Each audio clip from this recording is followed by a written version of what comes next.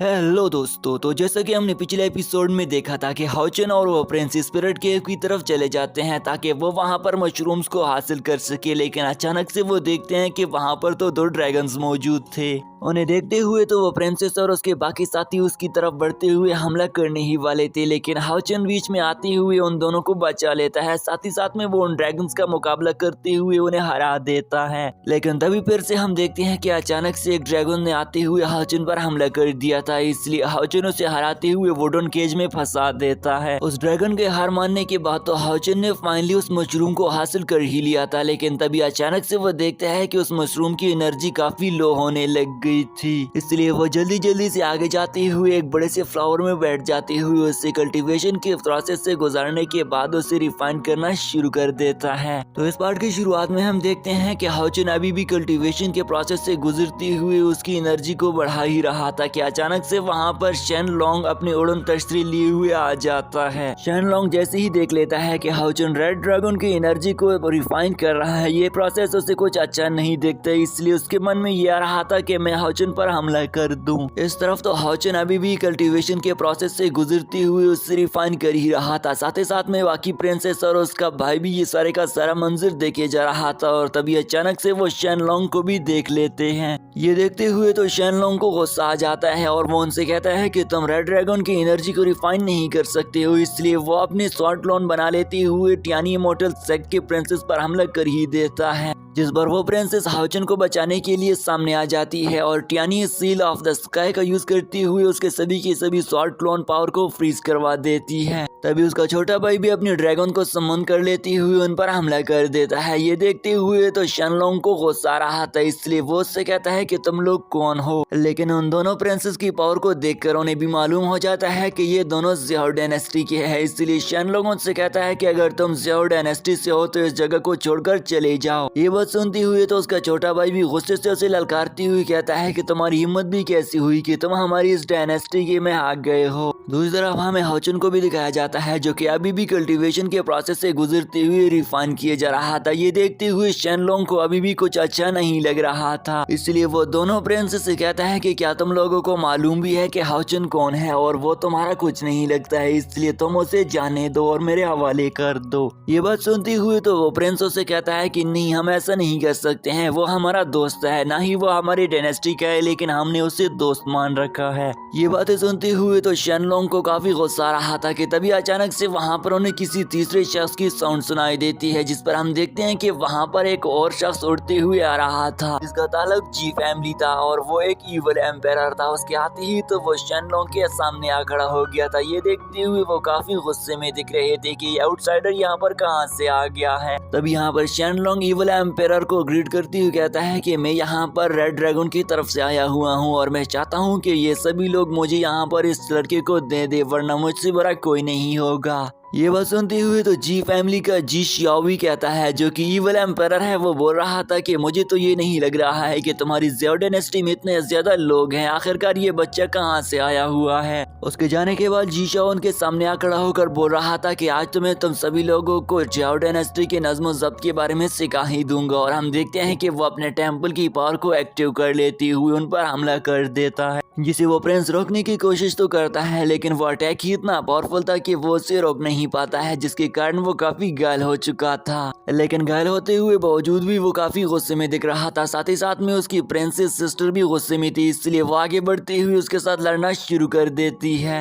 उस अटैक को रोकने के लिए जी शियाओ अपने ही न्यू टेक्निक का यूज करना शुरू कर देता है, जिसमें हम देखते हैं कि वो अपने एक बर्निंग बर्ड स्काई की पावर को एक्टिव कर लेती हुई उस पर हमला कर देता है। ये देखते हुए तो वो प्रिंसेस भी गुस्से से अपने टियानी पेंटेड स्वॉर्ड निकाल लेती है, लेकिन उसकी पेंटेड स्वॉर्ड की पावर भी उसकी फ्लेम स्काई पावर पर कुछ ही असर नहीं देखती है और वो काफी घायल हो चुकी थी। ये देखते हुए जी शियाओ से कहता है कि मैं तुम सभी लोगों को मार गिरा दूंगा और तुम एक मुझे कैसे रोक पाओगी। इसके बाद दोस्तों जी शियाओ फिर से अपनी फ्लेम बर्निंग पावर को एक्टिव कर लेते हुए एक जोरदार अटैक रेडी कर लेता है, जिसके कारण तो वहाँ पर उसके रास्ते में आने वाली सभी की सभी चीजें जलाकर राख होना शुरू कर देती है और उसके इस अटैक का असर तो दूर दूर तक जा रहा था, जिसके कारण तो उसका प्रिंस भाई भी साथ ही साथ में उसके बाकी सभी दोस्त भी डिस्ट्रॉय हो गए थे। तभी यहाँ पर उसके बाकी सभी साथी उसके सामने आते हुए कह रहे थे कि तुम अपने बहन भाइयों के साथ बदमाशी की जा रहे हो, तुम्हारी हिम्मत भी कैसी हुई कि तुम हमें एक शख्स की वजह से मारे जा रहे हो। साथ ही साथ में वो उससे अपनी बदमाशी दिखाते हुए भी यही बोल रहे थे कि क्या तुम अपने ईवल एम्पायर वो से डर नहीं रहे हो जो तुम हमारे बहन भाइयों के साथ ऐसा किए जा रहे हो। लेकिन इसके जवाब में वो कहता है कि तुम्हें अपनी सिस्टर की हिफाजत कर लेनी चाहिए, क्योंकि ना ही तुम्हारा यहाँ पर कोई हिफाजत करने वाला है और ना ही कोई मैजिकल बीज के साथ साथ इमोर्टल सोल तुम्हें बचा सकती है। यहाँ पर उनके दरमियान बातचीत करती हुई जीशा उन्हें अपनी राय का इजहार करती हुई बताता है कि क्या तुम लोगों को मालूम भी है कि मैं यहाँ पर किस लिए आया हूँ। जीशा उन्हें बताता है कि मैं यहाँ पर सिर्फ और सिर्फ फ्रूट ऑफ अलाइनमेंट को हासिल करने के लिए आया हूँ, और जैसे ही मैं उस फ्रूट ऑफ अलाइनमेंट को हासिल कर लूंगा मेरा फादर हेवनली रियलम को ब्रेक थ्रू कर लेगा, और मेरे फादर के हेवनली रियलम तक ब्रेक थ्रू करने के बाद ही जाकर मैं इस जाओ डायनेस्टी का मालिक बन जाऊंगा और तुम सभी लोग मेरे अंडर काम करोगे। जिसके बाद वो फिर से अपने बर्निंग बर्ड की पावर का यूज कर लेते हुए उस प्रिंस पर हमला कर ही देता है, जिसे रोकने के लिए वो प्रिंस भी अपने ड्रैगन सम्मान करते हुए उसे रोकने की कोशिश करता है, लेकिन जिसकी वजह से सारे का सारा जगह ब्लास्ट हो जाता है, जिसकी वजह से वो काफी घायल हो चुका था। साथ ही साथ में हम देखते हैं कि वो उसे इर्द गिर्द ढूंढने की कोशिश तो कर ही रहा था, लेकिन जीशो तो उसकी पीछे लेती हुई उस पर एक जोरदार पंच से हमला कर देता है,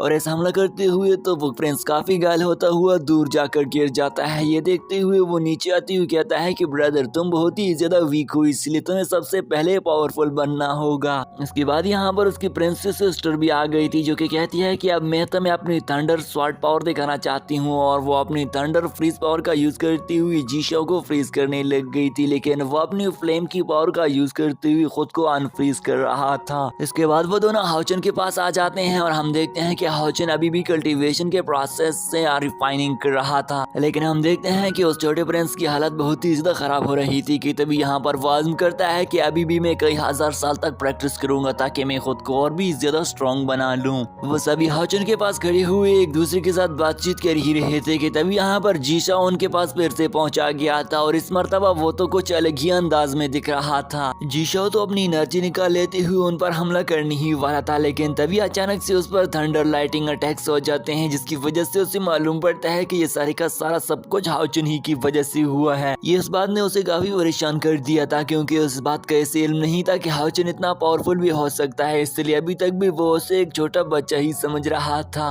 इस तरफ हम हाउचन को देखते हैं जो कि अभी भी रिफाइनिंग के प्रोसेस से गुजर रहा था कि तभी अचानक से हमें से ये भी पता चल जाता है कि उसने तकरीबन रेड ड्रैगन की एनर्जी को कम्प्लीटली रिफाइन कर ही दिया है। ये देखते हुए तो वो प्रिंसेस और उसके बाकी साथी भी काफी खुश दिख रहे थे। इस तरफ हाउचन ने भी अपने रिफाइनमेंट प्रोसेस को कंप्लीट ही कर लिया था कि तभी जीशो कहता है कि मैं तुम्हें ऐसा नहीं करने दूंगा और ना ही तुम मुझे हरा सकते हो, जिस पर हाउचन उठ खड़ा होते हुए कहता है कि ये तो वक्त ही बताएगा कि आखिर मैं तुम्हें हरा सकता हूँ या तुम मुझे हरा सकते हो। इसलिए वो दोनों बिल्कुल ही एक दूसरे के साथ लड़ने के लिए रेडी हो चुके थे। ईवल एम्पायर जीशो अपनी पावर एक्टिव कर लेते हुए उस पर हमला करना शुरू कर देता है, जिसमें अपने फ्लेम ड्रैगन बर्ड की पावर का यूज किया था और हर जगह आग ही आग फैला देता है। ये देखते हुए तो हाउचन भी उस आग से खुद को बचाते हुए बाहर निकल आ गया था और देखते ही देखते अपने फिर से ड्रैगन को समन कर लेता है, और इस मर्तबा तो हाउचन के ड्रैगन ने रिफाइनिंग के बाद स्काई लेवल को अचीव कर दिया था। हाउचन अपने ड्रैगन स्नैक का यूज कर लेते हुए जीशो पर एक जोरदार अटैक कर देता है, जिस पर उसने सोनिक पावर का यूज किया था। ये देखते हुए तो जीशो खुद को बचाने के लिए अपने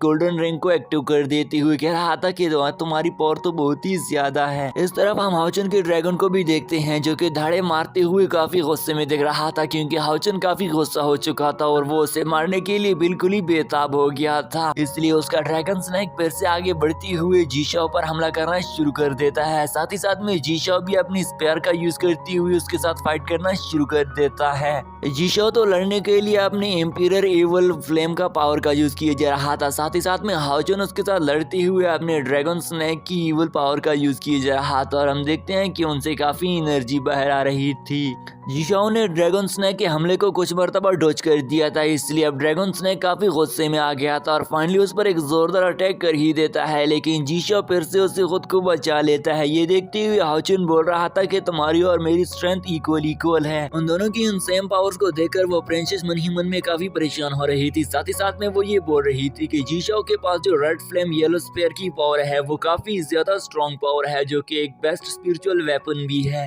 इसलिए वो दोनों परेशान हो रहे थे कि वो उसकी ये पावर तो कैबिनेट पावर की तरह अपनी एनर्जी को फिर से बूस्ट कर लेती है, इसलिए हाउचन के किसी भी अटैक के घायल होने के बावजूद वो फिर से अपनी बॉडी को एक ही सेकंड में रिफाइन कर देता है। इसी के साथ ही दोस्तों ये एपिसोड यहीं पर एंड हो गया था। मुझे उम्मीद है कि आपको ये एपिसोड काफी पसंद आया होगा। साथ ही साथ में आज ही मैं इस सीरीज का नेक्स्ट एपिसोड भी अपलोड करने वाला हूँ, तब तक के लिए वेट करें और इस पार्ट को वॉच आउट करें। अल्लाह हाफिज।